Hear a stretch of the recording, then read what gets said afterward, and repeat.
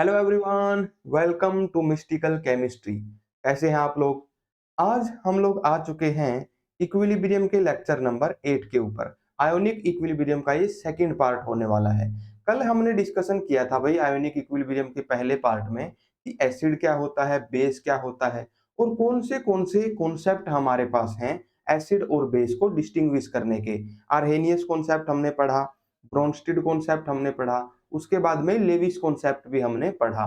तो यहाँ पर आज के दिन हमें पढ़ना है भाई वोटर के बारे में। वोटर का सेल्फ आयोनाइजेशन कैसे होता है, आखिर वोटर H प्लस आयन और OH नेगेटिव आयंस के अंदर कैसे डिसोसिएट हो जाता है।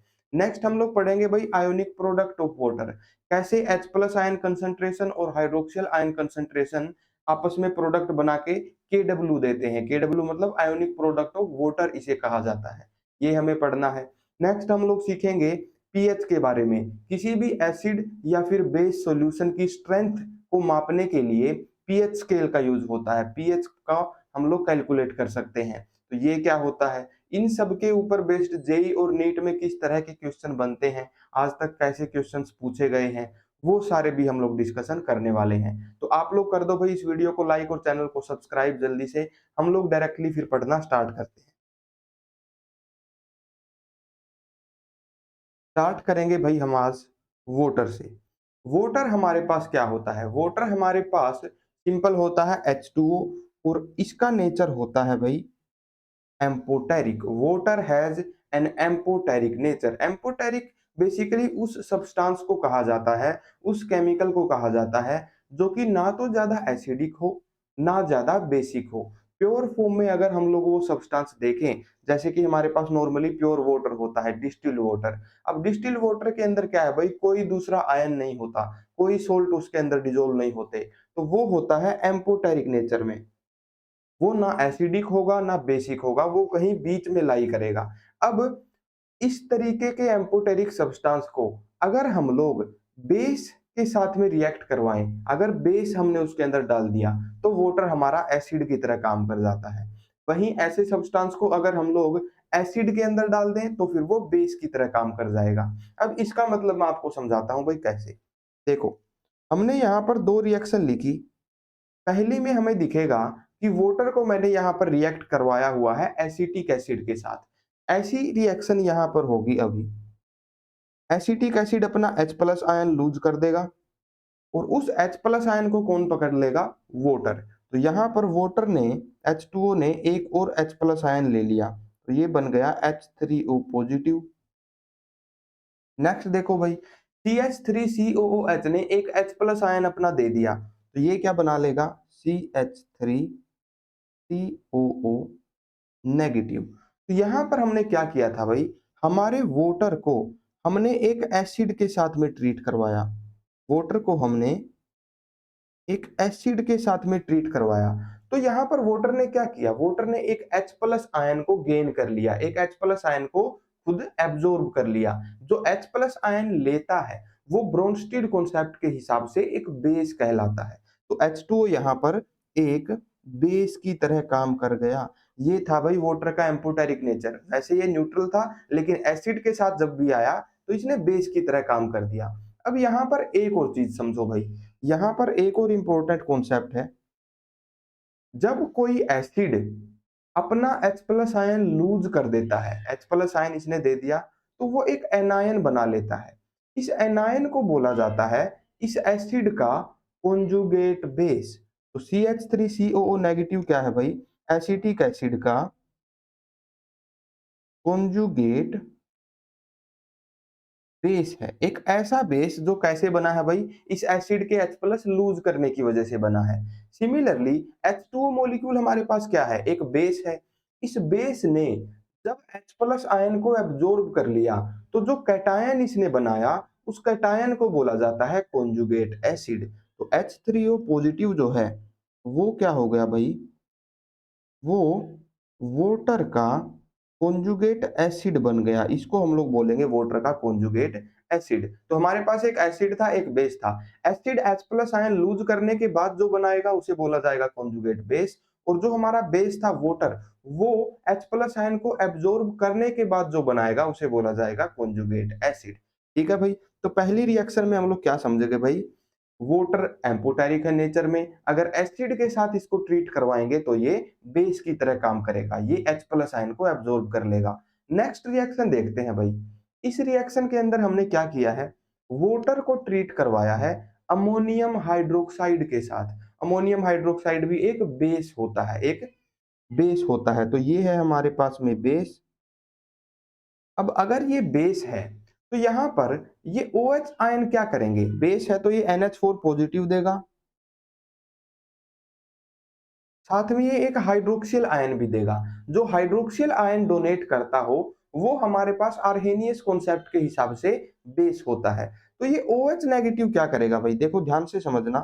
तो वाटर मॉलिक्यूल हमारे पास सोलवेंट के थे, कुछ इस तरीके के थे। तो इन OH आयंस ने क्या किया, इन OH आयंस ने इस हाइड्रोजन को यहां से एब्स्ट्रैक्ट कर लिया और ये बॉन्ड ब्रेक हो गया इस तरफ। तो ओवरऑल हमारे पास एक तो बन गया वाटर और एक OH नेगेटिव यहाँ पर फिर से रिलीज हो गया। तो यहाँ पर इस वाटर मॉलिक्यूल ने क्या किया भाई, यहाँ पर ये जो वाटर मॉलिक्यूल हमारे पास था इसने H प्लस आयन अपना दे दिया, अपना H प्लस आयन इसने यहाँ से डोनेट कर दिया इस हाइड्रोक्सियल आयन को। तो यहाँ पर वाटर ने काम किया है एज एन एसिड, इसने एक एसिड की तरह यहाँ पर काम किया है। यहाँ पर बनेगा क्या क्या भाई, देखो एक वाटर मॉलिक्यूल हमें मिला है और एक हाइड्रोक्सिल आयन भी यहाँ पर जनरेट हो गया है। तो इस तरीके की कुछ रिएक्शन हुई है। जब बेस के साथ में हमने ट्रीट करवाया है H2O को तब इसने एक एसिड की तरह काम किया है। इसीलिए बोलते हैं कि वाटर एम्फोटेरिक है नेचर में, एसिड के साथ रिएक्शन करवाएंगे ये बेस बन जाएगा, बेस के साथ में रिएक्शन करवाएंगे तो ये एक एसिड बन जाएगा। अब आगे देखते हैं भाई, बेस जो हमारा है अमोनियम हाइड्रोक्साइड NH4OH, जब इसने हाइड्रोक्सियल आयन डोनेट कर दिया तो डोनेट करने के बाद जो कैटायन ये बनाएगा उस कैटायन को बोला जाएगा conjugate acid. NH4 positive basically क्या है, अमोनियम हाइड्रोक्साइड का कॉन्जुगेट एसिड है। सिमिलरली वाटर ने यहां पर काम किया है एज एन एसिड। जब इसने अपना H प्लस आयन दे दिया तो इसने जो एनायन बनाया मतलब कि हाइड्रोक्सिल आयन जो इसने बनाया वो कहलाएगा वाटर का कॉन्जुगेट बेस, वाटर का कॉन्जुगेट बेस। ये होता है भाई conjugate acid base concept. Conjugate acid base concept को ना हम लोग थोड़ा सा और डिटेल में भी पढ़ लेंगे, थोड़ा सा डेफिनेशंस वगैरह भी लिखेंगे इनकी, ठीक है भाई। तो बेसिकली अभी हम लोग क्या समझ गए भाई, वाटर जो है वाटर एम्फोटेरिक होता है नेचर में, अगर एसिड इसके अंदर डाल देंगे तो ओवरऑल सॉल्यूशन तो एसिडिक बनेगा ही, लेकिन वाटर वहां पर बेस की तरह काम कर जाएगा। अगर हम लोग वाटर के अंदर बेस डाल देंगे तो वहां पर ओवरऑल सॉल्यूशन तो बेसिक बनेगा लेकिन वाटर वहां पर एक एसिड की तरह काम कर जाएगा। तो ये होता है भाई वाटर और इसका एम्फोटेरिक नेचर। आगे बढ़ते हैं, आयोनाइजेशन ऑफ वाटर। हम यहाँ पर वाटर का आयोनाइजेशन पढ़ेंगे। हमने क्या पढ़ा है भाई, वाटर के अंदर जैसे ही हम लोग एसिड या फिर बेस डालते हैं तो वहां पर उसका आयोनाइजेशन हो जाता है। अगर वो एसिड की तरह काम करता है तो H2O का H3O पॉजिटिव बन जाता है, और वहीं अगर वाटर बेस की तरह काम करता है तो H2O से हाइड्रोक्सिल आयन बन जाता है। अब यहाँ पर हम लोग समझेंगे भाई कि बिना एसिड या बिना बेस का यूज किए भी वाटर का थोड़ा बहुत आयोनाइजेशन होता है। तो ये हम लोग समझते हैं भाई सेल्फ आयोनाइजेशन ऑफ वाटर आखिर कैसे होता है। देखो भाई यहां पर सबसे पहले मैं आपको एक डायग्राम समझाता हूं, इसको ध्यान से समझना। यहां पर हमें क्या दिखाया गया है भाई, बहुत सारे वाटर मॉलिक्यूल्स हमें दिखाए गए हैं जिनके बीच में हाइड्रोजन बॉन्डिंग है। फॉर एग्जांपल यहाँ पर ये एक वाटर मॉलिक्यूल हो गया, यहाँ पर ये दूसरा वाटर मॉलिक्यूल हो गया, यहाँ पर ये तीसरा मॉलिक्यूल। तो इस तरीके से बहुत से वाटर मॉलिक्यूल्स हमें दिखाए गए हैं। अब हमने एक और चीज पढ़ी है भाई, वाटर मॉलिक्यूल्स के अंदर पोलैरिटी होती है। ऑक्सीजन क्योंकि ज्यादा इलेक्ट्रोनेगेटिव है, ये इलेक्ट्रॉन्स थोड़े से अपनी तरफ खींच लेगा, इसलिए ऑक्सीजन पर आता है डेल्टा नेगेटिव चार्ज, हाइड्रोजन पर आता है डेल्टा पॉजिटिव चार्ज। तो इस ऑक्सीजन पर हम लोग बोल सकते हैं डेल्टा नेगेटिव चार्ज है, इस हाइड्रोजन पर हम लोग बोल सकते हैं कि डेल्टा पॉजिटिव चार्ज है। डेल्टा नेगेटिव और डेल्टा पॉजिटिव के बीच में होगी अट्रैक्शन, उसी अट्रैक्शन को हम लोग बोलते हैं हाइड्रोजन बॉन्डिंग। तो बेसिकली डैश डैश डैश से जो यहाँ पर दिखाया गया है वो क्या है भाई, डिफरेंट वाटर मॉलिक्यूल्स के बीच में हाइड्रोजन बॉन्डिंग है। फॉर एग्जांपल ये एक हाइड्रोजन बॉन्डिंग है, ये एक हाइड्रोजन बॉन्डिंग है। इस तरीके से हाइड्रोजन बॉन्डिंग हमारे पास प्रेजेंट है डिफरेंट वाटर मॉलिक्यूल्स के बीच में। अब यहाँ पर देखो भाई, वाटर के अंदर क्या होता है, ये एक ऑक्सीजन एटम है, ये एक हाइड्रोजन एटम है, ये चारों तरफ से एक तरीके से हम लोग बोल सकते हैं चार हाइड्रोजन एटम्स से घिरा हुआ है। एक टाइम के बाद ऐसा हो सकता है कि ये OH प्रॉपरली बॉन्ड बना ले और ये वाला OH का बॉन्ड ब्रेक हो जाए। एवरेज के हिसाब से अगर हम लोग देखें तो ऑक्सीजन एक टाइम पे दो हाइड्रोजन से ही जुड़ा रहेगा, लेकिन ऐसा हो सकता है कि किसी मोमेंट पे ये बॉन्ड बन रहा हो, ये बॉन्ड ब्रेक कर रहा हो, ये बॉन्ड बन रहा हो, ये बॉन्ड ब्रेक कर रहा हो। इस तरीके की एक प्रोसेस हमारे पास होती रहती है रिएक्शन के अंदर। तो ओवरऑल अगर हम लोग देखें भाई, तो हम लोग ऐसा मान सकते हैं कि दो वाटर मॉलिक्यूल्स आपस में मिलके कुछ ऐसा काम कर रहे हैं। एक टाइम के ऊपर एक वाटर मॉलिक्यूल और दूसरा वाटर मॉलिक्यूल, ये दोनों क्या करेंगे, ये अपना H प्लस आयन इस वाटर को दे देगा। अगर इसने अपना एक H प्लस आयन वाटर को दे दिया तो इसका बन गया हाइड्रोक्सिल आयन, और क्योंकि इस वाटर मॉलिक्यूल ने एक H प्लस आयन गेन कर लिया, इसका बन गया H3O positive ion. H3O positive ion, ये होता है भाई वाटर का सेल्फ डिसोसिएशन। अपने आप जैसे मॉलिक्यूल से मिलके कंबाइन करके कोलिजन करके वो आयोनाइज हो जाता है। दो वाटर मॉलिक्यूल्स मिलके एक हाइड्रोक्सिल आयन बना लेते हैं और एक हाइड्रोनियम आयन बना लेते हैं, H3O पॉजिटिव आयन बना लेते हैं। ये होता है वाटर का सेल्फ डिसोसिएशन। अब यहाँ पर एक चीज ध्यान से समझना भाई, ये रिएक्शन जो है ना, ये लेफ्ट साइड में ज्यादा फेवर होती है, मतलब लेफ्ट साइड में ये शिफ्टेड होती है, लेफ्ट इसकी कंसंट्रेशन ज्यादा होती है, इसकी कंसंट्रेशन हमेशा कम होती है। तो नॉर्मल जो वाटर मॉलिक्यूल होते हैं लिक्विड फॉर्म में, उनकी कंसंट्रेशन होती है मोर, और आयोनाइज्ड फॉर्म में इसकी कंसंट्रेशन होती है वेरी वेरी लेस।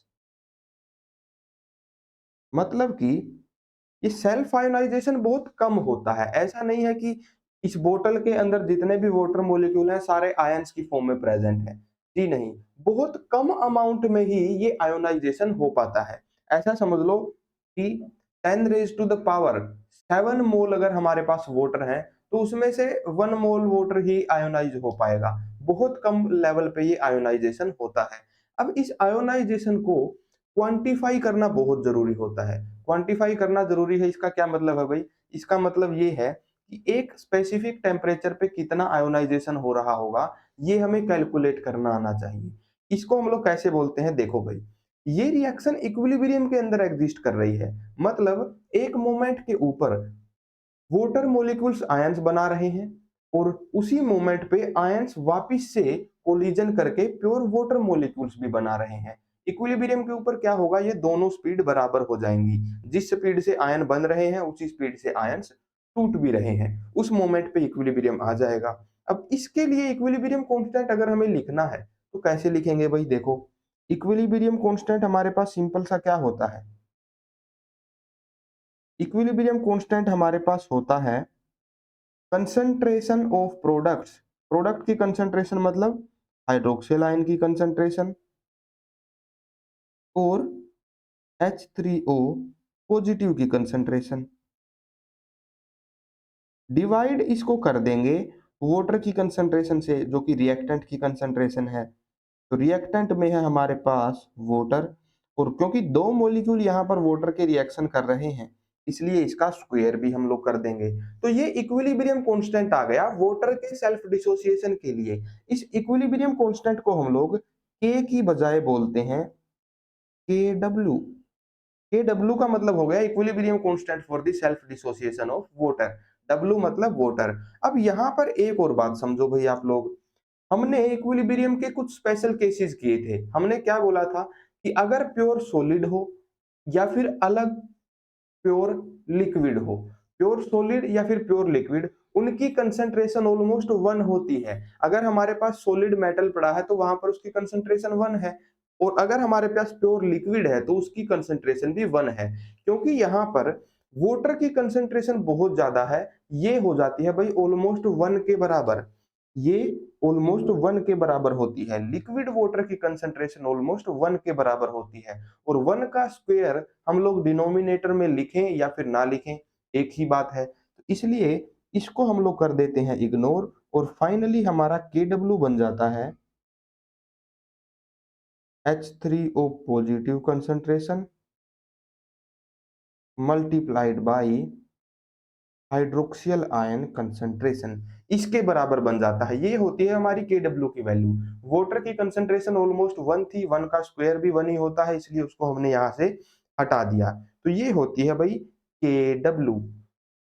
अब यहाँ पर हम लोग थोड़ा सा और आगे बढ़ेंगे भाई। Kw हमें पता चल गया क्या होता है।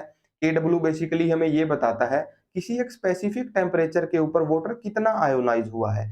जितनी Kw की वैल्यू ज्यादा है, इसका मतलब उतने ही ज्यादा H3O पॉजिटिव आयन है, उतने ही ज्यादा OH नेगेटिव आयन है, उतनी ही ज्यादा हमारे पास आयोनाइजेशन हो रही है वाटर की। यहाँ पर दो बातें आप लोग ध्यान से समझना, एक तो आयोनाइजेशन बहुत कम होती है, सेकेंडली किसी भी गिवन टेम्परेचर के ऊपर वाटर थोड़े बहुत आयोनाइज्ड फॉर्म में प्रेजेंट होगा।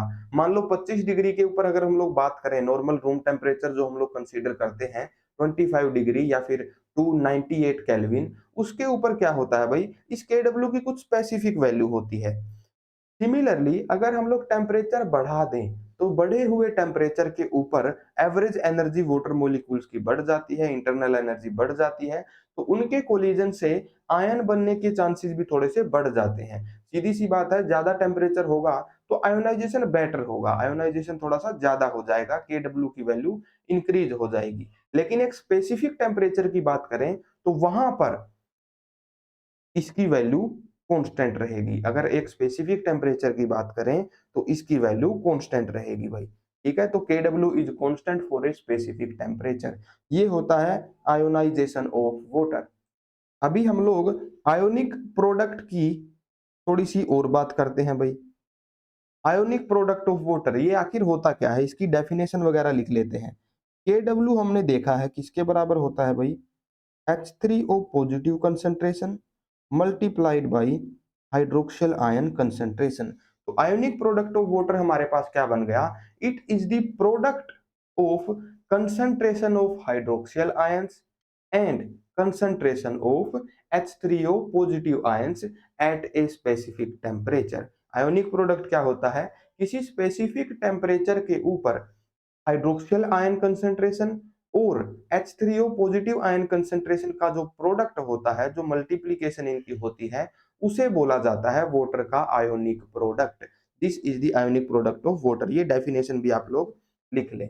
अब यहाँ पर एक और चीज ध्यान से समझना भाई, Kw से हम लोग एक और टर्म निकालते हैं pKw। ये बेसिकली ये समझ लो कि एक ट्रेंड है भाई, pKw की फॉर्म में हम लोग मेजर करते हैं इसको। सिमिलरली अगर मान लो हमें H प्लस आयन की कंसंट्रेशन पता चल जाए किसी एसिडिक सॉल्यूशन में, तो H प्लस आयन कंसंट्रेशन से हम लोग pH निकालेंगे। सिमिलरली अगर हमें बेसिक सॉल्यूशन में हाइड्रोक्सियल आयन कंसंट्रेशन पता चल जाए तो उससे हम लोग pOH निकालेंगे। अब Kw से pKw कैसे निकलता है ये देखो, ये हमेशा बराबर होता है negative log of Kw। Kw की जो भी वैल्यू है उसका हम लोग नेगेटिव लॉग ले लेंगे, वहां से हमारे पास वैल्यू निकल के आ जाएगी भाई pKw की। ठीक है भाई, ऐसे हम लोग निकाल सकते हैं pKw। एग्जाम्पल मैं आपको देता हूं भाई इसका। अगर हम लोग बात करें रूम टेम्परेचर की, तो एट 25 डिग्री सेल्सियस Kw की जो वैल्यू होती है वो होती है 10 raise to the power -14 molar. इतनी कंसंट्रेशन हमारे पास होती है वाटर मॉलिक्यूल्स के आयंस की, ये होती है भाई Kw की वैल्यू। अच्छा, इसकी जो वैल्यू आएगी वो मोलर स्क्वायर में आएगी। स्क्वायर में क्यों आएगी, क्योंकि देखो OH की कंसंट्रेशन भी मोलर में है, H3O पॉजिटिव की कंसंट्रेशन भी मोलर में है, तो यहाँ पर ये मोलर स्क्वायर में वैल्यू आने वाली है। ये हो गई भाई Kw की वैल्यू। यहाँ पर एक और कॉन्सेप्ट भाई देखो, यहाँ पर इसकी वैल्यू मोलर स्क्वायर में आ गई। इसके नीचे जो हमारे पास वाटर के मॉलिक्यूल्स थे, जो H2O की डबल कंसंट्रेशन थी, उसको हमने यहाँ पर कर दिया है इग्नोर। तो यहाँ पर भी मोलर स्क्वायर होता, ऊपर की कंसंट्रेशन भी मोलर स्क्वायर, नीचे की भी कंसंट्रेशन मोलर स्क्वायर। भले ही उसकी वैल्यू 1 है लेकिन मोलर स्क्वायर तो है ही, तो ये कैंसिल आउट हो जाएंगे। इसीलिए हम लोग क्या बोलते हैं भाई, Kw हमारे पास हो जाएगा यूनिटलेस। तो यहाँ पर इस मोलर स्क्वायर को मैं रिमूव भी कर सकता हूँ। तो ये होती है Kw की वैल्यू 25 डिग्री सेल्सियस के ऊपर। यहां से अगर हमें निकालना है Pkw, तो वो क्या हो जाएगा भाई, देखो Pkw हो जाएगा negative log 10 raise to the power -14। अब यहाँ पर लोगरिदम आपको सोल्व करना आना चाहिए भाई। log 10 की जो भी पावर होती है वो पावर आ जाती है फ्रंट में, तो ये -14 आ जाएगा भाई log के आगे। नेगेटिव साइन पहले से था, -14 पावर से नीचे आ गया और यहाँ बच गया log 10। log 10 हमेशा बराबर होता है 1 के। तो यहाँ से हमारे पास पी के डब्ल्यू की जो वैल्यू आ गई वो आ गई +14। ये वैल्यू होती है भाई वाटर के पी के डब्ल्यू की।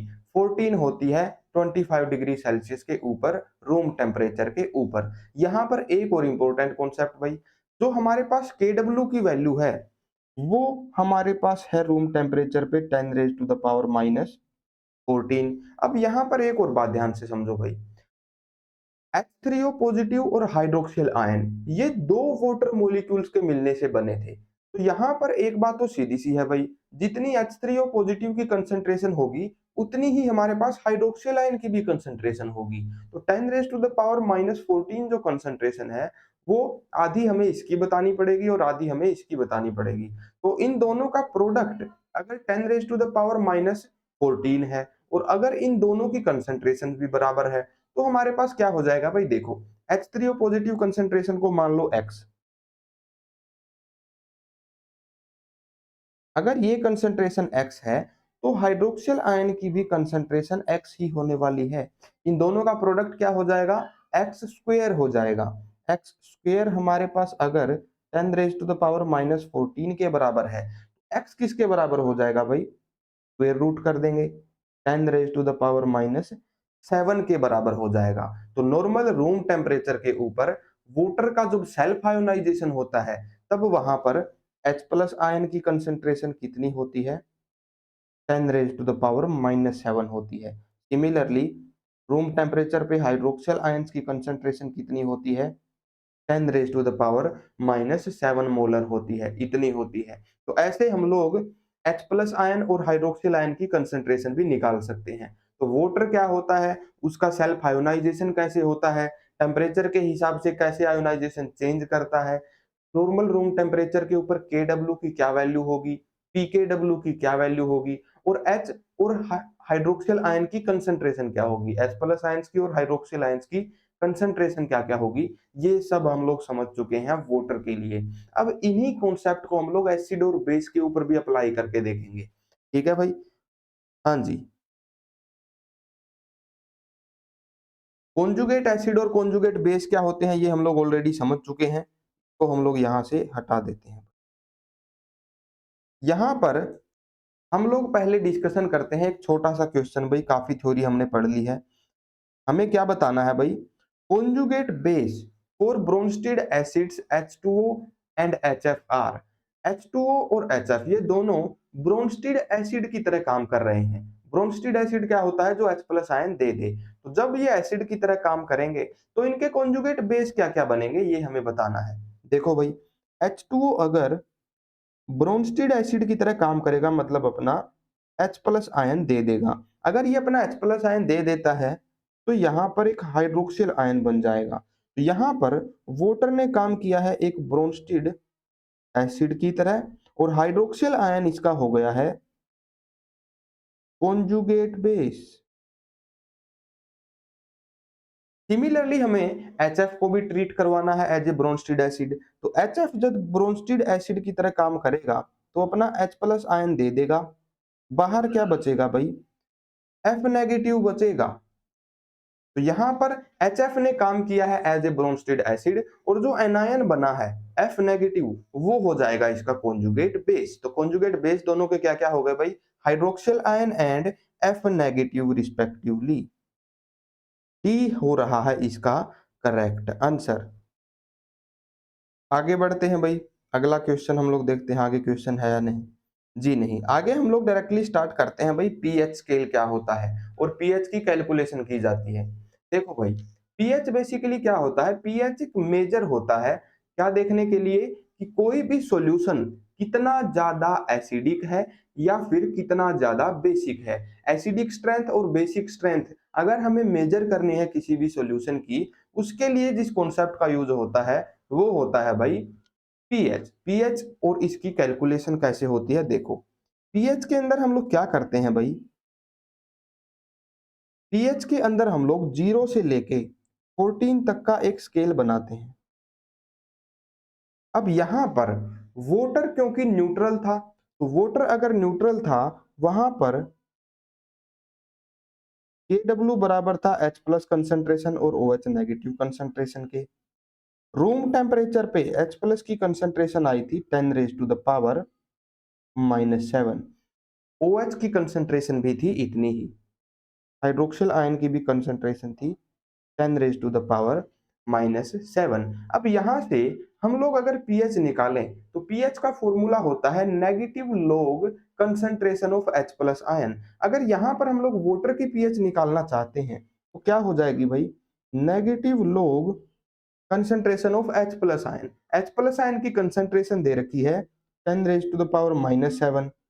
इसको कैसे सोल्व करना होता है देखो भाई, 10 की जो भी पावर होती है वो फ्रंट में आ जाती है।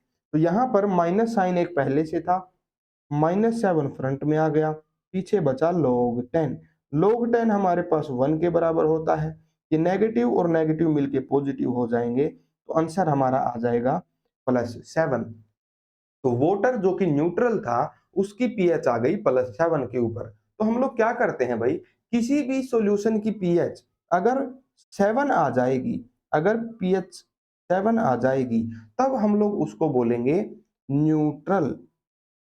यो हो जाएगा हमारे लिए न्यूट्रल। अब मान लेते हैं किसी भी सॉल्यूशन के अंदर H प्लस आयन की कंसेंट्रेशन तो हो गई ज्यादा और OH की कंसेंट्रेशन हो गई कम। अब यहां पर देखो H प्लस की कंसेंट्रेशन हमारे पास थी 10 रेज टू द पावर -7। ये हमने पीएच निकाल ली फॉर न्यूट्रल। एसिडिक सॉल्यूशन के लिए हम लोग ट्राई करते हैं भाई, एसिडिक सॉल्यूशन कब होगा, जब उसके अंदर H प्लस की कंसेंट्रेशन ज्यादा होगी, है ना। तो टोटल कंसेंट्रेशन तो हमारे पास है 10 raise to the power -14। H plus की कंसेंट्रेशन थोड़ी सी बढ़ा देते हैं। अगर हमें ये कंसेंट्रेशन थोड़ी सी इंक्रीज करनी है तो नेगेटिव पावर को कम करना पड़ेगा। मान लेते हैं कि H प्लस आयन की जो कंसेंट्रेशन थी वो हमारे पास हो गई भाई 10 रेज टू द पावर -3। यहां पर ये कंसेंट्रेशन हमने इंक्रीज करी है, डिक्रीज नहीं करी। आप लोग ऐसे मत समझना कि H प्लस की कंसेंट्रेशन हमने -7 से -3 कर दी तो ये क्या हो गया, डिक्रीज हो गया। जी नहीं, ये इंक्रीज हुआ है। पावर माइनस में जितनी बड़ी होगी वैल्यू उतनी ही छोटी हो जाएगी। यहाँ पर 10 रेज टू द पावर -7 क्या होता है भाई, 0.00000001 ये होता है 10 रेज टू द पावर -7। वहीं अगर हम लोग 10 रेज टू द पावर -3 की बात करें तो वो क्या होता है 0.001 ये होता है। ये वैल्यू काफी ज्यादा बड़ी है, ये वैल्यू इंक्रीज हो गई है। तो एसिडिक कंडीशन में क्या होगा, H प्लस आयन की कंसेंट्रेशन बढ़ जाएगी। उस कंडीशन के अंदर अगर हम लोग पीएच निकालना चाहते हैं तो पीएच कितनी आएगी भाई, देखो पीएच होती है negative log of H plus ion concentration. Negative log of H plus ion की कंसेंट्रेशन यहाँ पर है 10 रेज टू द पावर -3। -3 यहाँ पर फ्रंट में आएगा, एक माइनस का साइन पहले से था बाहर तो ये पॉजिटिव हो जाएगा और यहाँ बच जाएगा log 10। log 10 की वैल्यू होती है 1, तो ओवरऑल पीएच हमारी आ जाएगी 3। ओवरऑल पीएच हमारे पास एक एसिडिक सॉल्यूशन की आ गई 3। तो इसका मतलब क्या हुआ भाई, अगर हमारा सॉल्यूशन एसिडिक है तो उसकी जो पीएच आने वाली है वो 7 से कम आने वाली है। तो अगर इस रेंज में कहीं पीएच आ रही है तो वो हमारे पास एसिडिक सॉल्यूशन हो जाएगा। वो हमारे पास एसिडिक सॉल्यूशन आ जाएगा। अगर हाइड्रोक्सिल आयन की कंसंट्रेशन यहाँ पर बढ़ जाती, तब क्या होता भाई देखो, मान लो हाइड्रोक्सिल आयन की कंसंट्रेशन इस बार हमने मान ली, यहाँ पर मैं खुद को थोड़ा सा हटा देता हूँ स्पेस बनाने के लिए। हाइड्रोक्सिल आयन की कंसंट्रेशन हमने मान ली इस बार 10 रेज़ टू द पावर -3। ये हो गई हमारे पास हाइड्रोक्सिल आयन की कंसंट्रेशन। तो यहां से अगर हम लोग पीओएच निकालेंगे, देखो पीओएच का क्या फॉर्मूला है भाई, negative log concentration of hydroxyl ion. ये हो जाएगा negative log 10 raise to the power -3 के बराबर। तो यहां पर क्या होगा भाई, -3 आगे आ जाएगा, माइनस और माइनस मिलके प्लस हो जाएंगे, ये बन जाएगा +3 log 10। log 10 1 होता है, तो पीओएच यहां से आ जाएगी 3। अब यहां पर पीओएच 3 आई है। अब यहां पर एक चीज ध्यान से समझना भाई, पीएच और पीओएच इन दोनों का सम हमेशा बराबर होता है 14 के। पीएच और पीओएच जो होता है उसका सम हमेशा 14 के बराबर होता है। तो अगर पीओएच 3 आई है, तो पीएच कितनी हो जाएगी इस सॉल्यूशन की, 14 माइनस पीओएच, पीओएच है 3, तो ये हो जाएगी हमारे पास 11 के बराबर। तो यहाँ पर ऐसा सॉल्यूशन जिसमें बेस की कंसंट्रेशन ज्यादा थी, 10 रेज टू द पावर -3 थी, वहां पर पीएच आई है भाई 11। इसलिए हम लोग बोल सकते हैं, क्योंकि ये पीएच स्केल है, तो अगर 7 से ज्यादा किसी की पीएच आ रही है, 8, 9, 10 या फिर 7.1 भी अगर आ रही है, तो वो कैसा हो जाएगा भाई, वो एक बेसिक सॉल्यूशन हो जाएगा। तो यहाँ पर एक इंपॉर्टेंट कॉन्सेप्ट क्या हम लोग सीख गए, पीएच का फॉर्मूला, पीओएच का फॉर्मूला और इन दोनों का एडिशन जो कि हमेशा 14 के बराबर होता है। पीएच और पीओएच का सम हमेशा 14 के बराबर होता है किसी भी मीडियम के अंदर। ठीक है भाई, ये हो गया हमारे पास पीएच और इसका कैलकुलेशन। पीएच का फॉर्मूला होता है negative log concentration of H plus ion, pOH का फॉर्मूला होता है negative log concentration of the hydroxyl ion. इस तरीके से हम लोग पीएच कैलकुलेट कर सकते हैं किसी भी एसिडिक या बेसिक सॉल्यूशन की। इसी के ऊपर बेस्ड कुछ नीट के प्रीवियस ईयर क्वेश्चंस भी कर लेते हैं। अच्छा, यहाँ पर लॉग की कुछ वैल्यूज हैं भाई जो आपको याद होनी चाहिए। लॉग 1 से लेके 10 तक आप लोग जरूर से याद कर लें। log 1 0 होता है, log 10 1 होता है, log 1 0, log 2 होता है 0.3010, log 3 होता है 0.477, log 4 होता है 0.6, log 5 होता है 0.7, ऑलमोस्ट 0.7 होता है, 699 यहाँ पर लिखा हुआ है। log 6 होता है 0.778, log 8 होता है 0.903, log 10 होता है 1। ठीक है भाई, इस तरीके से ये log टेबल आप लोग जरूर से याद कर लेना, ये बहुत काम आती है न्यूमेरिकल्स में भी। तो ये था भाई हमारे पास पीएच और इसका कैलकुलेशन। आगे बढ़ते हैं भाई, एक क्वेश्चन करते हैं बड़ा सिंपल सा। इसमें हमें क्या बताना है देखो भाई, रीड करते हैं सबसे पहले क्वेश्चन को। The concentration of H plus ions in a sample of soft drink, कोई सॉफ्ट ड्रिंक है जिसको हम लोग पीते हैं, उसके अंदर H प्लस आयन की कंसंट्रेशन हमें दे रखी है, कितनी है 3.7 multiplied by 10 raise to the power -3। हमें कैलकुलेट करनी है इसकी पीएच। इसकी पीएच आखिर क्या होगी, देखो भाई पीएच हमारे पास क्या होती है, negative log concentration of H plus ion. H plus ion की जो कंसंट्रेशन दे रखी है वो यहाँ पर डायरेक्टली पुट कर दो, क्या हो जाएगी negative log 3.7 multiplied by 10 raise to the power -3, ये हमारे पास हो जाएगी। अब यहाँ पर थोड़े बहुत लॉग के फॉर्मूलाज आपको जरूर पता होने चाहिए भाई, जैसे कि लॉग का एक फॉर्मूला और मैं आपको बताता हूँ, log a multiplied by b जो होता है वो बराबर होता है log a plus log b के। log a divided by b जो होता है वो बराबर होता है log a minus log b के। log 10 की पावर अगर n है तो वो किसके बराबर होता है भाई, ये पावर फ्रंट में आ जाती है, n log 10 के। और log की 1 से लेके 10 तक की वैल्यूज तो हमने देख ही ली है। तो ये तीन ऐसे फॉर्मूलाज हैं भाई जो कि काफी इंपॉर्टेंट हैं और बहुत ज्यादा यूज होते हैं हमारी केमिस्ट्री में भी। ठीक है, वापिस आते हैं क्वेश्चन को सोल्व करने पे। Negative log 3.7 multiplied by 10 raise to the power -3, ये किसके बराबर हो जाएगा, बेसिकली ये हमारे पास है log a multiplied by b, तो ये बराबर हो जाएगा log a मतलब कि log 3.7 प्लस log b जो कि बराबर है 10 रेज टू द पावर -3 के। इसको सोल्व करना स्टार्ट करते हैं भाई। यहाँ पर log 3.7 जो होता है वो बराबर होता है 5.8 के। ये हम लोग साइंटिफिक कैलकुलेटर से ही कैलकुलेट कर सकते हैं। ऑफ कोर्स डेसिमल्स के अंदर हम लोग वैल्यूज नहीं निकाल पाएंगे। log 3.7 मैं आपको बता रहा हूं ये होता है 0.58 के बराबर, 0.58 के बराबर। नेक्स्ट देखो भाई, -3 जो हमारे पास है वो यहाँ पर 10 की पावर में है, तो ये आ जाएगा फ्रंट में। ये हो जाएगा भाई -3 log 10, ये बन गया। हमारे पास जो log 10 होता है वो बराबर होता है किसके, ये 1 के बराबर होता है। तो यहाँ पर ये वैल्यू 1 के बराबर हो गई। ओवरऑल हमारे पास क्या बचा भाई, 0.58 माइनस 3। अगर नेगेटिव साइन को अंदर लेके जाएंगे तो ये हो जाएगा 3 माइनस 0.58, तो ये हमारे पास बराबर आने वाला है 2.42 के। ये हो जाएगी भाई हमारी पीएच, तो मतलब हमारा जो सॉफ्ट ड्रिंक है वो एसिडिक होने वाला है। इस तरीके से हम लोग पीएच कैलकुलेट कर सकते हैं, ठीक है भाई। ये था हमारे पास एक प्रैक्टिस क्वेश्चन। आगे बढ़ते हैं भाई। एक नीट का प्रीवियस ईयर क्वेश्चन है। यहाँ पर हमें क्या निकालना है, pH of 0.01 molar NaOH solution will be. NaOH का सॉल्यूशन है, बेसिक सॉल्यूशन है, उसकी pH हमको निकालनी है। देखो भाई यहाँ पर एक चीज ध्यान से समझना, NaOH अगर हमारे पास है तो वो किस में डिसोसिएट होने वाला है, Na प्लस में और हाइड्रोक्सिल आयन में। तो अगर 0.01 मोलर कंसंट्रेशन है NaOH की, तो वो इतने ही Na प्लस आयन देगा, उतने ही हाइड्रोक्सिल आयन देगा। तो हाइड्रोक्सिल आयन की कंसंट्रेशन भी क्या हो गई यहाँ पर 0.01 या फिर 10 रेज टू द पावर -2।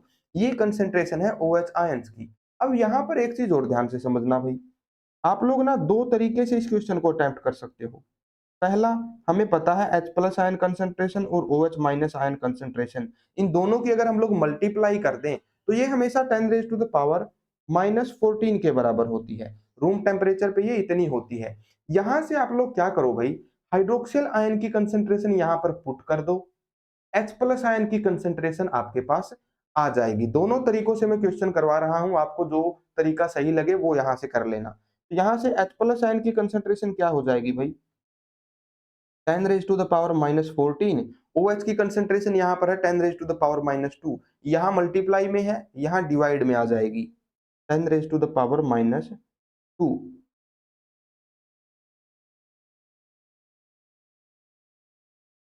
तो यहां पर ओवरऑल वैल्यू आ गई 10 रेज टू द पावर -12। यहां पर H प्लस आयन की कंसंट्रेशन आ गई। अब आप लोग पीएच निकाल दो। पीएच क्या हो जाएगा, negative log concentration of the H plus ions, negative log concentration of H plus ions मतलब कि negative log 10 raise to the power -12। -12 front में आएगा, प्लस का हो जाएगा, log 10 1 होता है, तो ये पीएच हमारे पास आ जाएगी। ये हमारे पास पहला मेथड है भाई। जो Kw की वैल्यू होती थी किसी भी टेम्परेचर पे, वो हमने यहीं पर अप्लाई कर दिया। अगर हम लोग क्या करें भाई, पहले यहां से पीओएच निकाल लें। दूसरा तरीका ये है इस सवाल को करने का, पीओएच किसके बराबर हो जाएगा, negative log concentration of the OH negative ions, ये पीओएच की वैल्यू हो जाएगी। ये हो जाएगा negative log 10 raise to the power -2, -2 आगे आएगा, प्लस का 2 बन जाएगा। तो ये जो +2 आई है ये पीओएच की वैल्यू आई है। अगर इसे देख के आप लोग ऑप्शन बी लगा दोगे तो ये गलत हो जाएगा, क्योंकि हमसे पीओएच नहीं पूछी, हमसे पूछी है पीएच। तो पीएच क्या हो जाएगी भाई, पीएच और पीओएच का सम होता है 14, तो पीएच बराबर हो जाएगी 14 माइनस पीओएच के, मतलब 14 माइनस 2 के, मतलब 12 के। सी हो जाएगा करेक्ट आंसर। चाहो तो आप लोग पीएच, अगर आप लोग चाहो तो पीएच और पीओएच का जो सम मैंने 14 लगवाया था वहां से आंसर निकाल दो, या फिर आप लोग क्या करो भाई, हाइड्रोक्सिल आयन से पहले डायरेक्ट H प्लस की कंसंट्रेशन निकाल दो Kw की हेल्प से। दोनों केस में आपका आंसर सेम आएगा, पहले करो या बाद में करो। बेसिकली जो फॉर्मूला हमने पढ़ा था, pH is equal to pOH -14, 14 minus pOH, तो वो यहीं से निकला है, केडब्ल्यू की वैल्यू से ही निकला है। यहाँ से हम लोग क्या निकाल सकते हैं भाई, पीएच, यहाँ से पीओएच, दोनों का सम 14 ही आएगा। आप लोग चाहो तो चेक भी कर सकते हो, ठीक है। अगर आप लोग चाहते हो तो मैं इसका डेरिवेशन भी प्रोवाइड करवा सकता हूँ। देखो, बहुत सिंपल सा डेरिवेशन होता है, मैं आपको हिंट देता हूँ। H plus ion OH minus ion, इसकी कंसेंट्रेशन का प्रोडक्ट इसके बराबर है। दोनों साइड अगर आप लोग पीएच निकाल लो, एक तरीके से माइनस लॉग से मल्टीप्लाई कर दो, तो आपको यही रिजल्ट मिलने वाला है। पीएच और पीओएच का सम यहाँ से निकल के आ जाएगा 10 रेज टू द पावर -14 से 14 के बराबर। तो ये था भाई आज का लेक्चर, जिसके अंदर हमने पीएच कैलकुलेट करना सीखी है। आज के लेक्चर में इतना ही पढ़ते हैं। आने वाले लेक्चर में हम लोग वीक एसिड का डिसोसिएशन कांस्टेंट क्या होता है, डिग्री ऑफ डिसोसिएशन क्या होती है, ये सब सीखने वाले हैं। तो जुड़े रहिए, इस वीडियो को लाइक और चैनल को सब्सक्राइब कर दीजिए, और मिलते हैं नेक्स्ट लेक्चर में। Thank you so much for watching, bye bye, take care, bye guys.